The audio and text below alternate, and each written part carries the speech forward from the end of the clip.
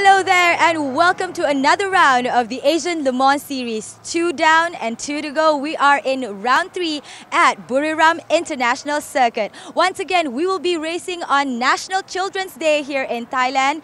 Therefore, the atmosphere is just fantastic. But things will be getting more exciting once we flag off, I'm sure, because we are getting closer to the end where 4 teams will be invited to the next 24-hour of Le Mans in June. So be rest assured, an intense battle is in store across all classes. Now, I will be getting you the interviews with the drivers and the teams, while our commentators will be making sure that you stay updated every step along the way. So let me introduce them to you, our commentators, Graham Goodwin and Jeevan Salvanathan. Hi guys, how are you doing?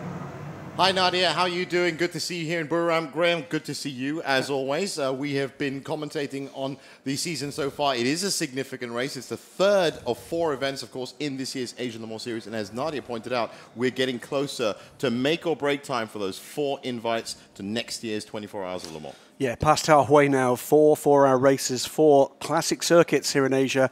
Buriram International Circuit this weekend is going to be a really defining point in finding which of the teams are going to be in that final battle next month in Sepang, in Malaysia, for those championship wins. And as Nadia quite correctly says, those 4 all-important invitations to the 2019 Le Mans 24 Hours, the fantastic opening race at Shanghai International Circuit in China.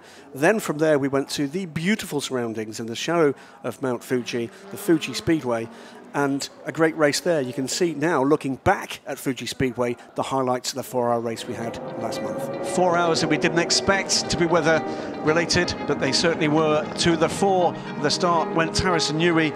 Trouble early on from Kargai as they came in for a pit stop that they would later regard to have been a mistake. That didn't affect things as things would turn out. Nearly 3.5 hours later, the number 11 car out of the mix to start with, but then battling back from there on in for the local team. There they were at the end of that race, utterly delighted with what would emerge as being a race win. Well, there were trips and falls for a number of teams. The 50 car still out on slicks on a drying track. But the story in LMP3 was a fantastic battle between Inter Europol and the number 3 crew from United Autosports. It looked for so long as if that would go the way of the Polish flag team, but the safety car threw a lifeline to the number 3 squad from United Autosports. They would eventually come home with a cracking win for the Yorkshire-based but US flagged team. A little further back, it ended up as a 3-car battle. Looked like it might be a 2-car battle for third between the 23 car, the 35 car, and this crew, the number 4 from ARC Bratislava. No one really would have expected that what was going to occur here was that the 23 and the 4 car would be doing battle for an overall podium finish. Behind, though, or rather ahead, it was about the 22 from United Autosports, the 24 from ARC Bratislava, and that had more twists and turns than the Nürburgring. And against the expectations of some, it was the young Frenchman that actually had the upper hand. The Judd Power in the back of his number 24 car, trumping the Nissan Power in the 22, whether or not it was to do with the way the car was set up, the strategy, the tyres, or whatever. By the end of it, it would be the 24 car bringing home an invaluable win after disaster struck the team whilst leading at Shanghai. 24 brings 25 points away from the 4 hours, and Harrison Newey pat on the helmet for his teammate Andrea Pizzitola. That's what that win feels like. Absolutely fantastic stuff. The car in pole position, car number 24, Algarve Pro Racing, and we have got the driver who's going to be starting, Atadek de Jong, with us. Starting in pole position, how are you feeling? Of course, very excited. I mean, this is the first time I start from pole, and Harry did an excellent job yesterday with qualifying, like 4 tenths ahead of Phil Hansen. Hansen, I think, beat Andrea in qualifying in Fuji, so that's very good for us as team to gather more points, because 1 point, I think, if you qualify in pole. So we need to gain points. Hopefully, we can take a win here. Will be difficult, but we do our best. How do you think that's going to play out, that combination with the other 2 driving after him? Well, first thing to say, Harrison Newey, cracking pole contest yesterday. Banging heads, you know, with the United crew and Phil Hansen. But Untitled Chapter will be there to start the race, and that will be them basically looking to do whatever they can to maintain the advantage that pole position has actually given them. Let's get on board now as we see from his point of view this fabulous Buriram International Circuit. Hello, I'm Andrea Pizzitola and I'm driving the Ligier GSP2 LMP2 car from the Algarve Pro Racing team, and I'm gonna take you with me in the car for a lap around this Buriram International Circuit. So here is T1, it's a fast corner, downshift 2 gears and then go back on throttle, trying to get the best exit as you can for the longest straight here on this track. So up to 6 gear, about 260 kilometers per hour, then a big brake here. I really like this corner, just have to be careful to don't go too wide, and then go back on throttle as soon as you can to get a good exit again. And here up to 6 gear before corner 4, which is the quickest corner here on this track. So in prototype it's flat,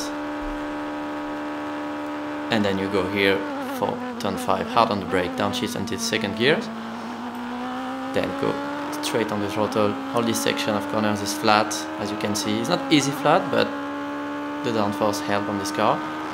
And then you arrive here, it's a fast corner as well, downshift 2 gears, go back on throttle, and here again on the brakes. It's pretty hard here to maintain, the pace. And then here, be careful to track limit, back on throttle again, and ready for the last turn, which is really important because it's a big brake and you have to be careful about the exit.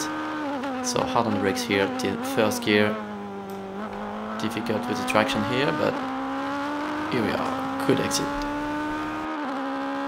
Let's have a look back now at qualifying for the 4 hours of Buriram. The combined field of LMP3 and LMP2 cars out for 15 minutes of action, led out by the championship leaders in LMP3, the Inter-Europol team from Poland.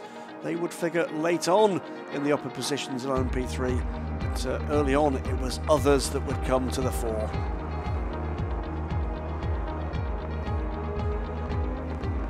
LMP2 and LMP3 makes for a great mix here. United Autosports as well as the Polish team, the 13 car. It would be the United Autosports pair in LMP3 that would come to the fore in the early parts of the session. Lisa Racing and Nigel Moore led early and would come back into it late on, but would never quite produce the results that we saw from Nigel at the Fuji Speedway last time out. 65 car though, we feel lucky to be in the race after a roll in testing yesterday. United Autosports though will have their dander up. Both cars very much in contention. The number 2 car in the hands of Wayne Boyd for this session led pretty much all of it.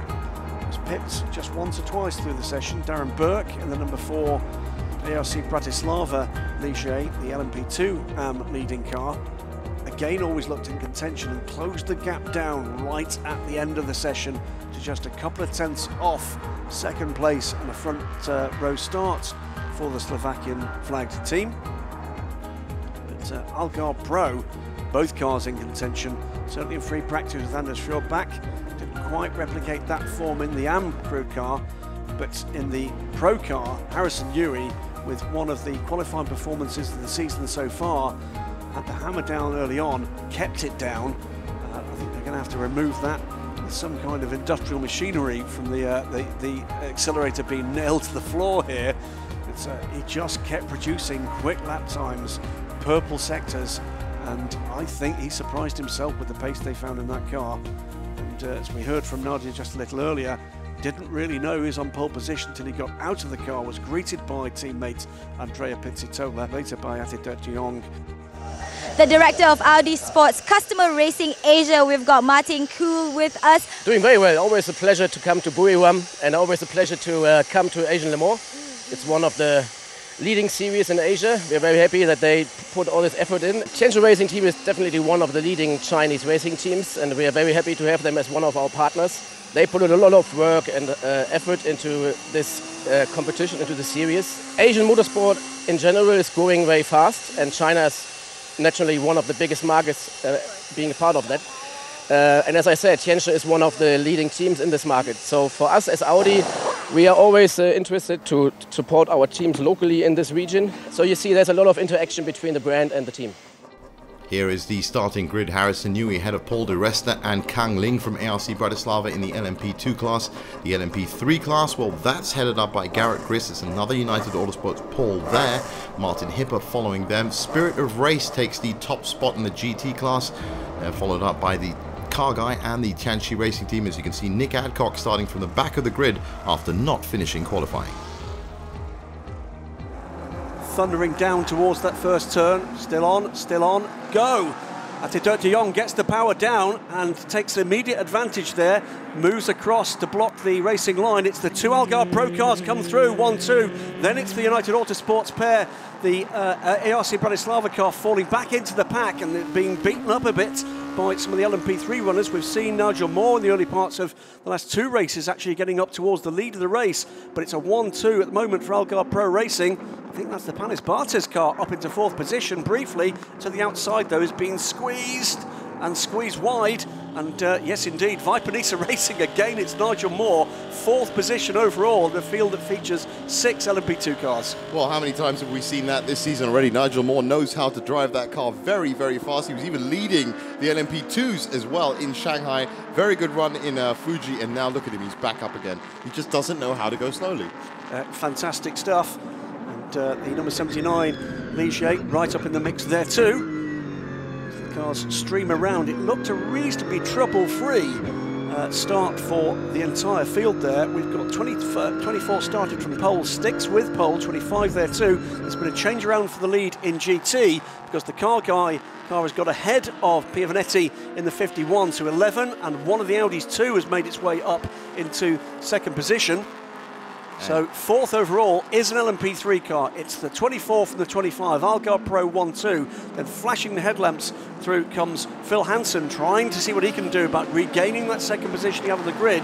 Down in third at the moment for United Autosports. Mcmurray's given best to that one, and all of a sudden Hansen is hunting down the 24 car for the lead of the race. And hunting down very quickly as well. He's going to have a little pop on the inside here by the looks of it. I think he's going to let, is he going to let, no, it's a bit of a squeeze there. Attitude de Jong looked to see whether or not there was room just to make that more difficult. Gave better of it. Phil Hansen jumped 2 places to the lead in just about a lap, and all of a sudden it's the 22 car away and clear for the 4 hours of Buriram, and we're 5 minutes into this race. And looking just behind them, it is a fantastic drive so far from Nigel Moore in 4th place with an LMP3. Patrick Byrne is in 5th in the United Autosports P2. Jean-Baptiste Lehay from PBC Panis Bartes competition in 6th, and Matthew Bell in 7th. I think we've seen a change since then. The Panis Bartes car, I think, and indeed the 23 car are through. We'll look again at the start of this race.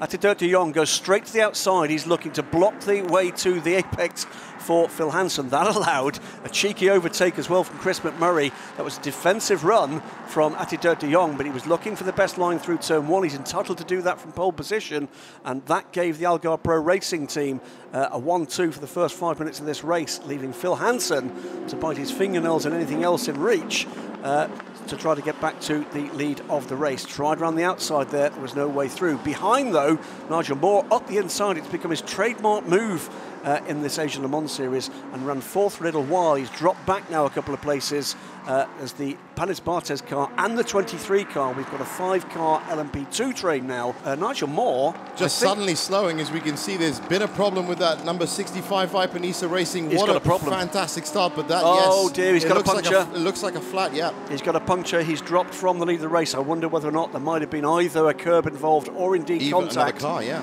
In comes the car. Viper-Nisa's crew are ready. Team from Malaysia. They'll be on home ground next time. But there'll be all 4 boots changed on that car, I think. The 4 hours of Buriram. How about that for the ultimate mixed class endurance racing series in Asia? LMP2, LMP3 and GT coming up onto the home straight here at the Buriram International Circuit. And great stuff there, by the way, by the less experienced drivers. Mira Konopka realising, thought there might be an opportunity, thought there might be a risk as well. He knows the game, stay error-free, does exactly that. Different conditions for these drivers to be. Look at that glare, look at that shine coming off all of these turns. There you go. These cars, they go through. Jean-Baptiste Lehay brakes later, goes round the outside of Chris Mcmurray, and Mcmurray goes wide, and I think that's going to give Patrick Byrne the opportunity to get up the inside too. So Mcmurray just basically pressured into, outbreaking himself just a little there, and that may have lost him. Has lost him 2 places in a single corner. Turn 3, classic place to overtake here at the Buriram International Circuit. This is our championship leader, though, in the LMP3 class, into Europol, and their form here, I think, has taken them a little bit by surprise, and it's led to a change in the team's plans for the 2019 season. Were planning to field one of their 2 newly acquired Ligier Gibson LMP2 cars. Meantime, we've got Spanish Barthez competition now up into 2nd position. Jean-Baptiste Lehay has managed to make his way by Attila de Jong. We are just around half an hour into this race. Great stuff, I'm going to say right now, from Ate. He has, I think, struggled with a bit of form in the last kind of 6 months or so, and will be delighted, I'm sure, with the speed that he's shown here. They are indeed. That's the sign of the pace from the 2 United cars. These are cars in the same class. Nabuya Yamanaka has dropped back a little from the battle he'd been involved with earlier with Nick Adcock. He's pulled out something like 15 seconds on the Japanese in the 36 car. Aidan Reid still to come, of course, in the Eurasia car. Another team that's been firm. Phil Hansen is the man at the moment that looks most likely to do that. 42 seconds now ahead. Well, Graham, we haven't heard what's going to happen to him. Of course, that 22 car is under investigation. We haven't heard the result of that, so maybe he's trying to put as many seconds on it as possible. I think you're exactly right. Car 25 now being called to team managers of race control. I wonder whether or not that might have been a bit of an error in that drive-through penalty itself. Let's hope not. Dominoes. That would be a real shame. And so neat and tidy teamwork to just keep the delay to Phil Hansen of that traffic down to an absolute bare minimum. That's part of the game. Minor dramas here. That's Nick Adcock, and possibly wasn't expecting leading cars in LMP3, but this could give an opportunity for Gerrit Chris to actually come, goes up the inside, gets through the number 7 car. 2nd position for Attila de Jong. He's 48 seconds back now. Will not be very far away from a pit stop now for the Philippines-based Dutch national. But the 24 car will be looking to get the quicker drivers in as quickly as they can here.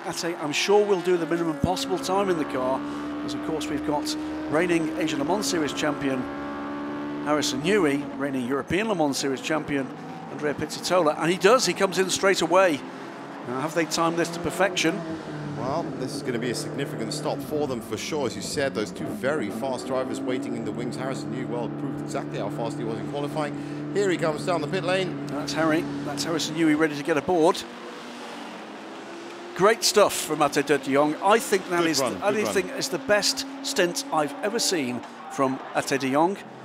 That'll be very good news indeed for the championship leaders. That is a very important moment in this race. You've got to remember that car guy with 2 wins and a pole so far, sitting very pretty with the largest lead in all the championships. Now there's a spin just behind them from the number 51 Spirit Race. Just manages to get out of the way. He does indeed, but I was just, as I looked away from the screen that happened, because I was looking at the battle that was coming through there. It's the 23 and the 35 car for what is now 3rd place overall.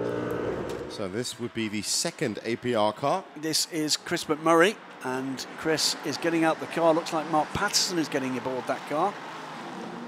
So a nice gaggle of cars coming through turn 3, up into turn 4.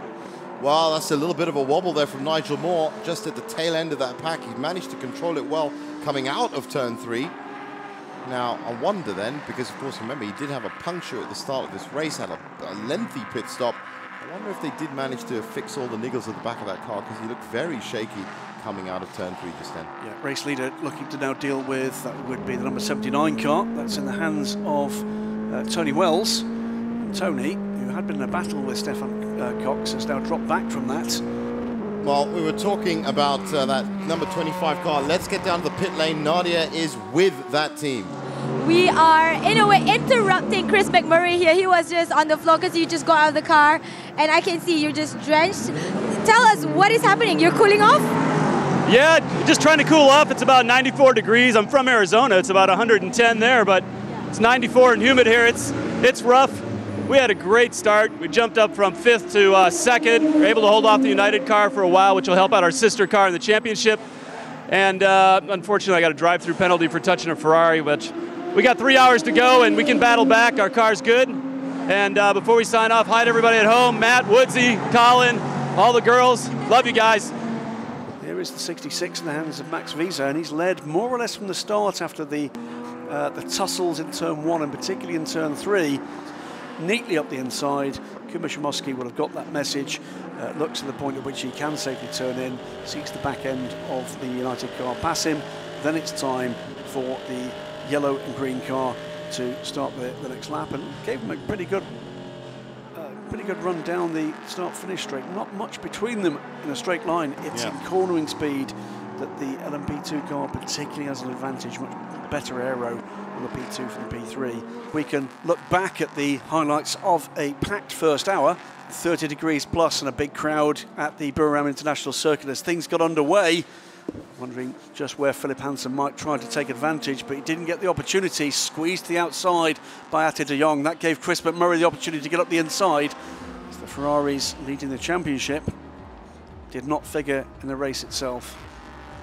Tianchi Racing, Max Wiese pulling out a substantial lead in the 66 car, taking the opportunity as the gentleman drivers started the Ferraris to give Tianchi Racing's gents to follow an opportunity to defend a lead, making his way through the traffic that was the race leading United LMP3 cars.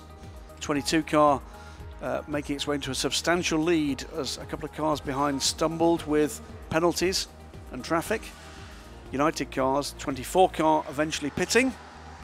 Ate de Jong from 3rd position after the stint of his life, handing the car over to Harrison Newey, who would start what will be a stint-long challenge to the dominant lead of Phillip Hansen.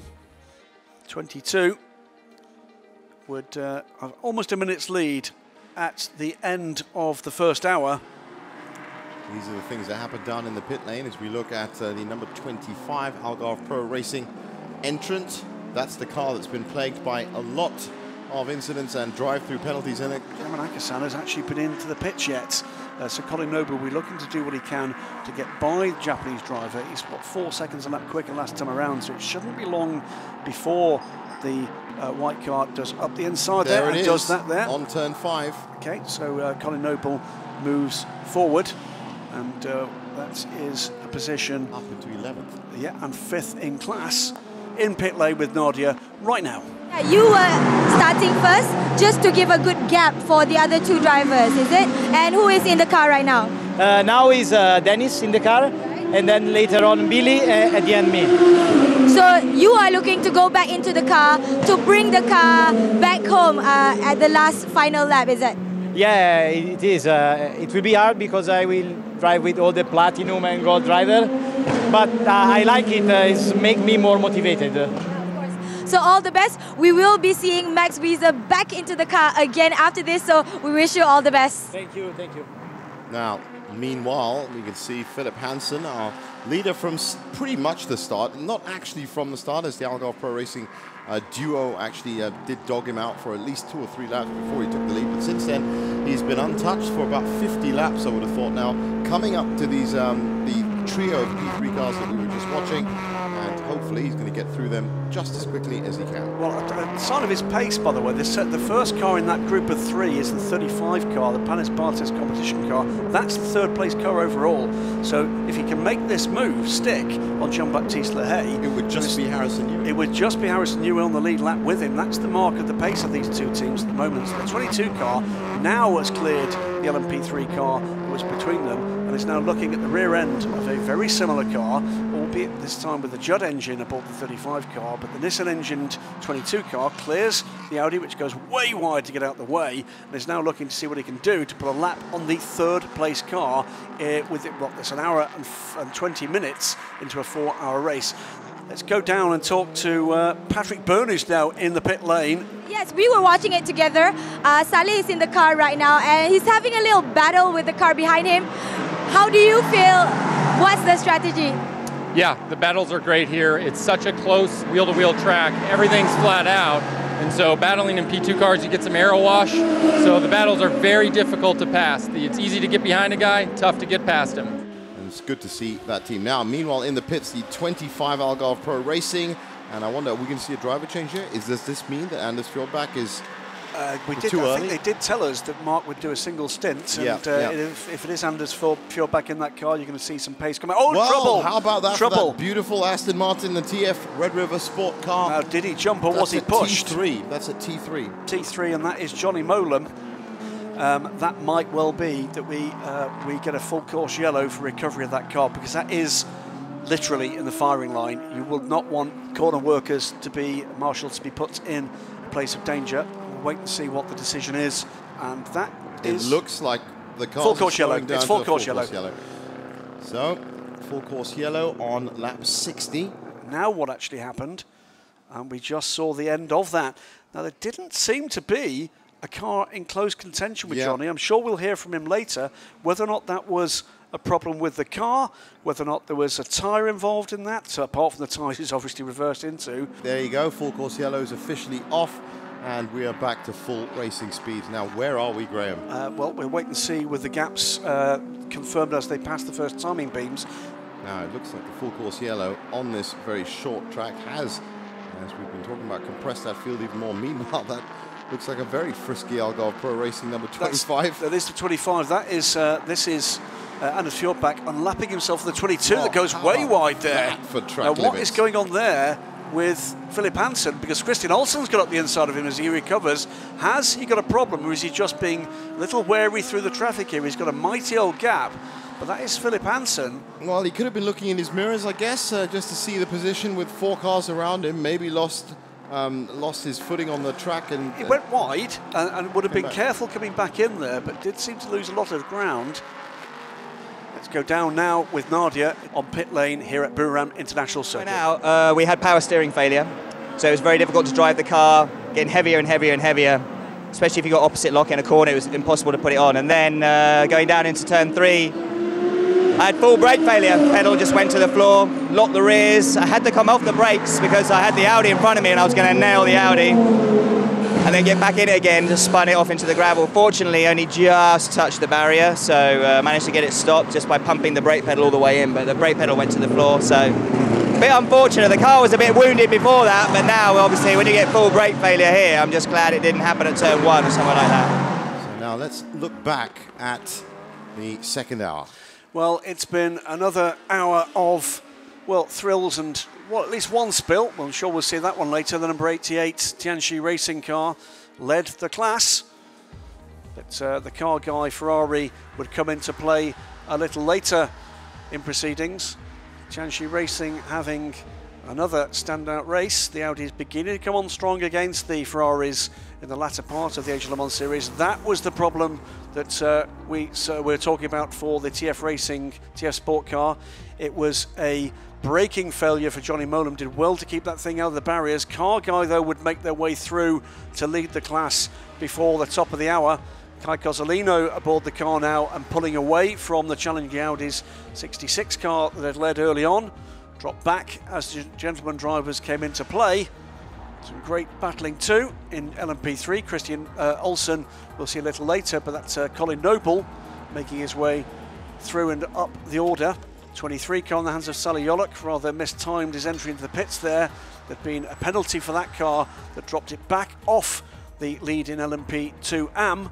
So LMP3 started to go the way of the number 13 car, the Inter-Europol team, championship leaders, and beginning to make it count again here, taking the battle to and past. As you can see here, the leading car from United Autosports, Chris Buncombe, trying to defend, did so, but not for long. Christian Olsen unlapped himself from both the leading cars. Kuba Shimoski getting to the lead with a cracking move around the outside at turn 3. Millimetres to spare there. That was a brilliant overtaking manoeuvre, worthy of the championship leading crew. The two United Autosports P2 cars, one in AM, one in Pro. Up the inside goes Phillip Hansen to cement another lead on the LMP2 AM car and to keep him clear of the challenge from the Algarve Pro car with Harrison Newey at the wheel. It's the number 22 car that leads the race. United Autosports Algarve Pro Panis Barthez competition. Good result so far for Panis Barthez competition. Fantastic result so far for ALC Bratislava in 4th. Ling Kang at the wheel of that car. And now, maybe a couple of troubles in the Tianchi pit. Bit of delay in the pit stop. Absolutely. Pit stop for the LMP3 crew. Number 3, Jim Maguire. I'm sure we'll be getting out of that car. Kay van Berlo, I'm sure we'll be getting in. And we've got under 2 hours, past the halfway mark now in the 4 hours of Buriram. Now, here is ALC Bratislava all over the back of that United Autosports car. But we've got trouble somewhere out the circuit. Turn 11 and turn 12, we got yellow flags. So something's gone on at the end of this lap. Let's wait and see what that's going to be. Well, it's yellow flags at both corners. Yeah, so that's going to be here. That's very, very interesting indeed. We're going to have to get you an update. It's be right here, but it might be that we've got some debris on circuit. Well, there is the yellow flag. So all the cars going to have to watch out for that, but no critical damage, thankfully.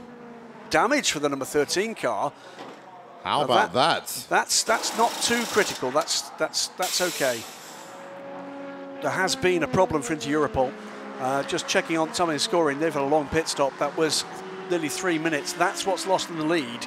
So they are battling back. So whether or not they had to fix that, we didn't see it. But Inter Europol is now running in a real second place.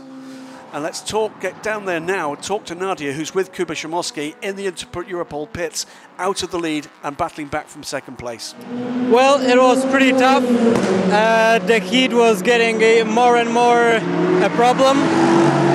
But, well, I don't know what happened. P2 spun me around on turn 4. So, and then I can restart the engine. That caused us a lot of time.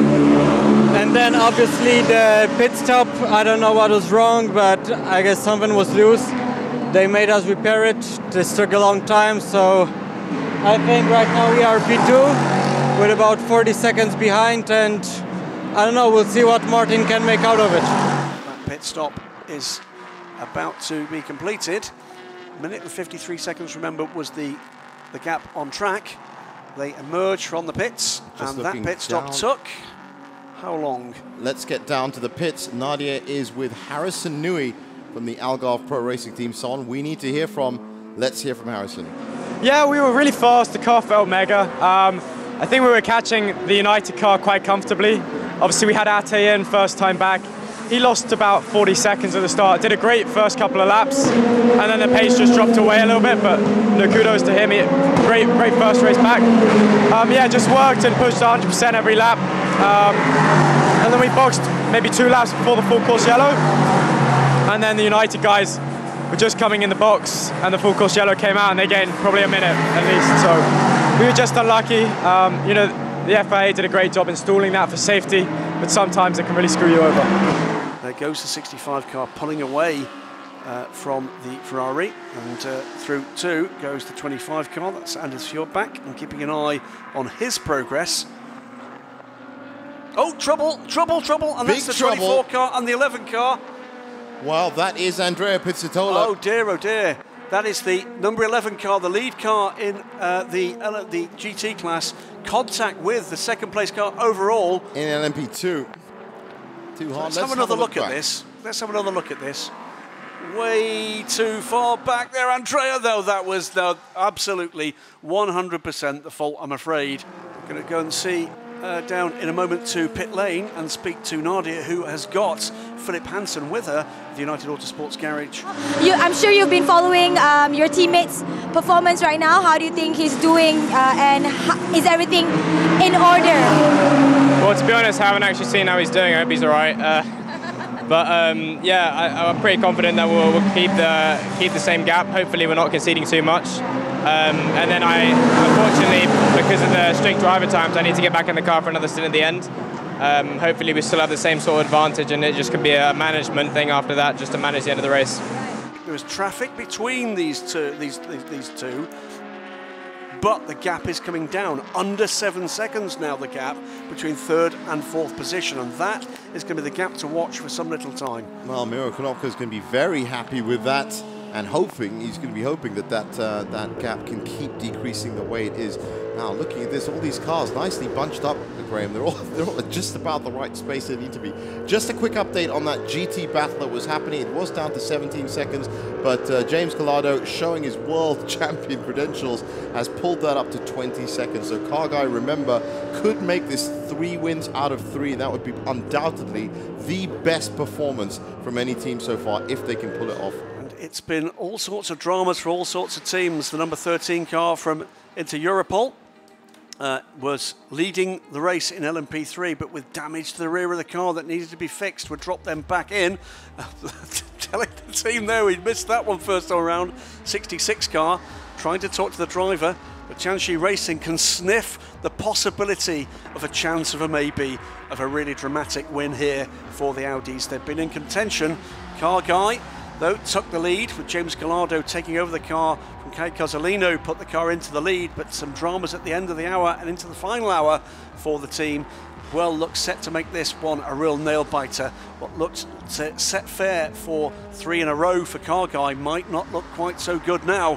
13 car, Martin Hipper is now aboard the car after some heroics from Kuba Shimoski, but some early contact for the car would, I'm afraid, put them into the position where they'd lost a minute and a half with the car needing to be fixed. That puts Wayne Boyd in the number 2 United Autosports Audi back into a convincing lead, a lead he has held and extended after the troubles for the Polish flagged team.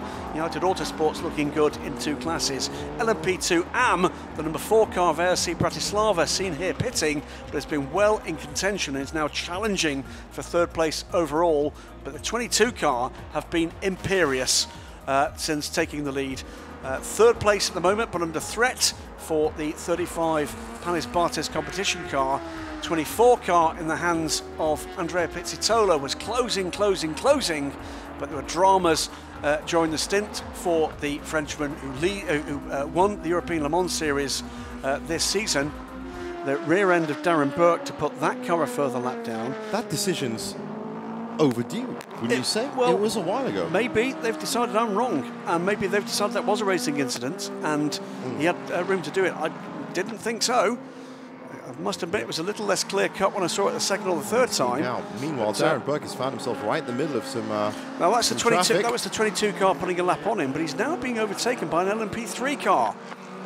So what's that all about? I wonder if he's biding his time. Has he got a problem here? He doesn't look like he's going that much slower. Let's see what happens with the 3rd car. And then, in fact, yes, he's definitely going much slower now. That's him being overtaken by the 35 car. That's a position change. Darren's got a problem.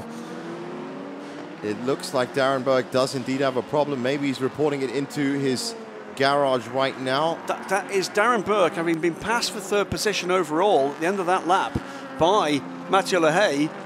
Nadia is with United Autosports. Let's find out what happened to that number 2 car. Yeah, we had a good stint. I was really happy with it. We were very consistent and we got through the traffic pretty well. I think we maybe got a little bit lucky. I think the other car had a slight problem in the pits, but we still extended the lead even with that, so real happy. The car behind you guys right now, Inter Europol, do you think that's a good, comfortable gap? It's about, what, 50-something seconds to a minute? Yeah, we should be okay. Obviously, Chris is now on his, the tyres are quite old, so Chris might be losing a little bit of time, but as long as he stays smooth and stay consistent, I'm sure he'll do a really good job. Look, again here, this is the straight line speed of an LMP3 and a GT-E car, more or less identical, under braking and with the aero advantage though. Up the inside goes Colin Noble from James Collado. Ferrari will tuck back in. Example of that. There's the Carguy. This is the final stop for the Carguy team. They've stretched the fuel envelope for the 3rd position though. So the final position on the podium, there's no doubt in my mind that Kai van Berlo is in deep trouble. It's another 1:38 for that car.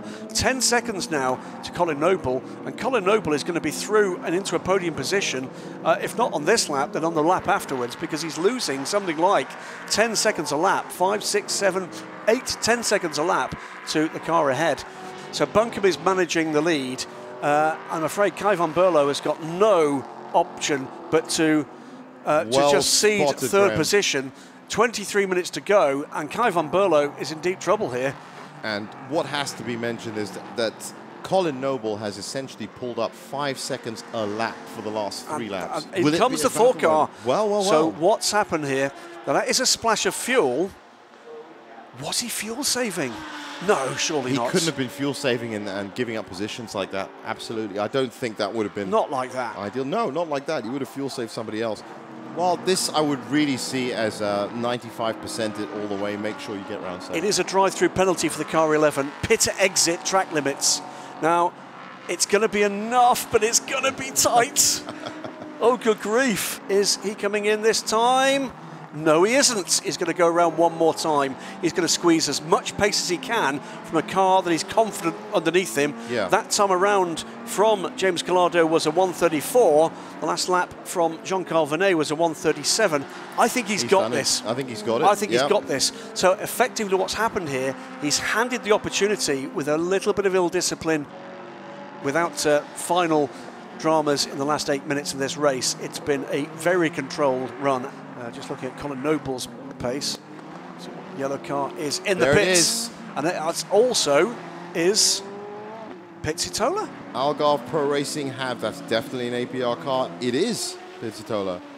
What's gone on there? Well, they're looking like they're putting some fuel in there. He's been into that pit a lot in this 4th out. And there is... That's the sixth stop for that car. So the drive-through penalty. There's an issue for that car. There is an issue for that car. No, he's out. Looks like he's out. It looks like a splash and dash. We just saw just before that the drive-through penalty now served by James Collado and Car Guy, and that should be enough. So let's wait and see exactly where the car actually pans out. I'm surprised. I thought they could stretch that fuel. So unless there's a fuel fill problem, or you overburnt it. So 3.5 minutes to go. Remember, it's 4 hours and a lap. Phillip Hansen. Something that came into play, of course, in our first race in Shanghai. But which was won by Spirit of Race, I remember.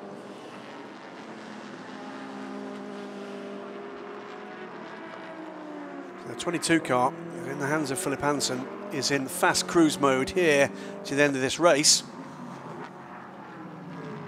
In the meantime, it's about whether or not Andrea Pizzitola can fend off the closer than he'd imagined attentions. But we've got drama potentially here. Is there a splash needed? You know what? If Pizzitola had to stop, 22 has got to stop. That would make sense. And with unless he's done a remarkable job of saving fuel.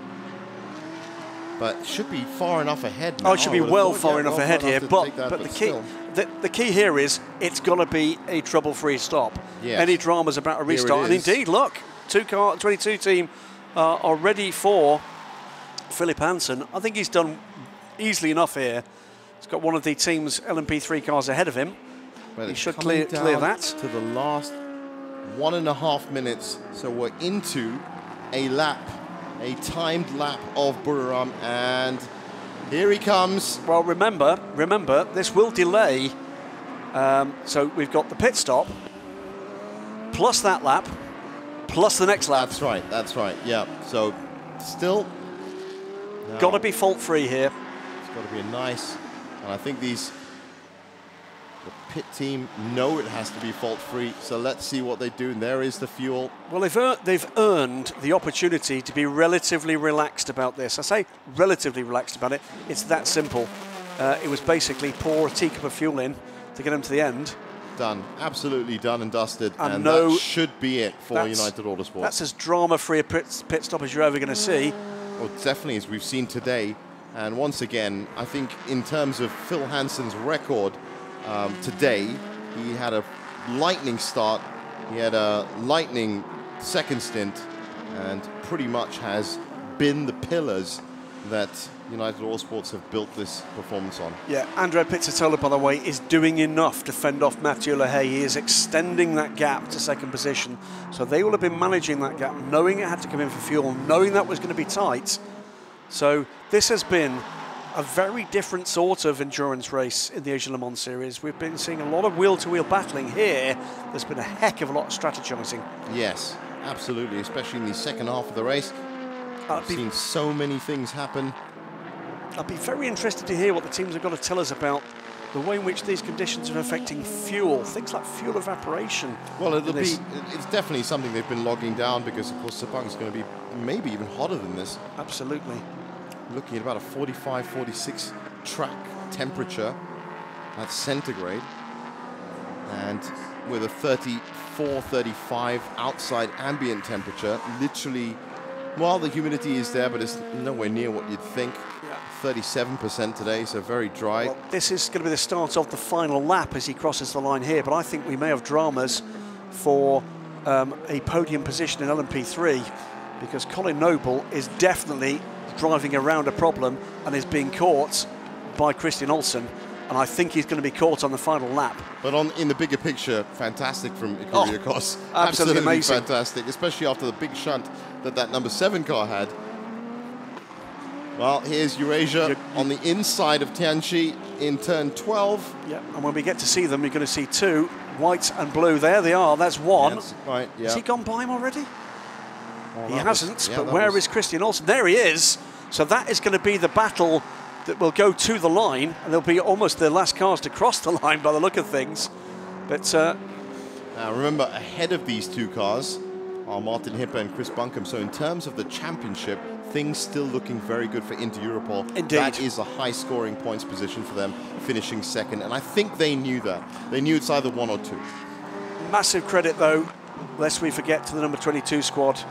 A 3rd winner, if they complete this lap, in 3 races in the 2018-19 Asia Le Mans Series. Sensational stat, that is. Yep, spirit of race. He'll be back with us at Sepang. Algarve for second. Algarve Pro at Fuji, and now, by the look of things, United Autosports. The 22 squad. And it really does set up that